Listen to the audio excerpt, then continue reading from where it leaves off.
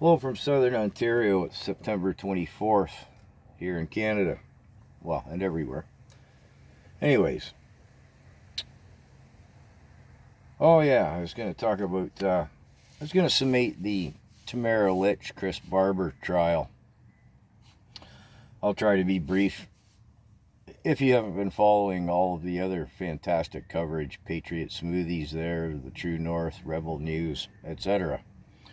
But anyways, after 13 days over 2 weeks, most of the trial was, well, a full week of it anyways, was wrapped up in procedural legalese arguments, I'll just say, right? A lot of which leaves the layman wondering even what they're talking about. Well, okay, I guess we could say that this has to happen.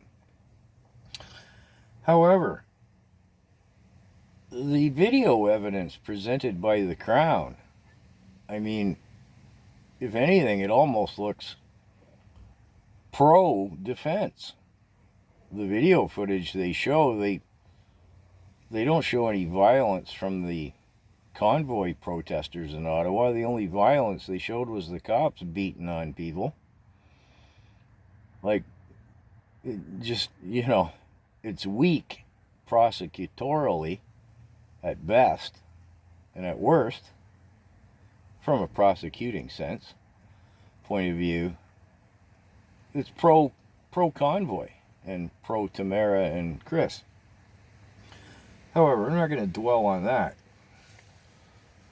Now, the witnesses called by the prosecution to date often seem bewildered themselves at even what they're doing there, and often don't have their notes, The defense and the judge are like, well, don't you have any notes for that day? No. Well, what, you had the notes from the day before and the day after, but you don't have the notes for the day we're talking about in question? Whatever that issue may be, right? It's weird. Now, I got a question. Is there a timeline on this? The trial is postponed for 2 weeks, as was previously planned, but it was supposed to be a 16-day trial. We've used up 13 already, and they've gotten almost nowhere in moving along on the trial.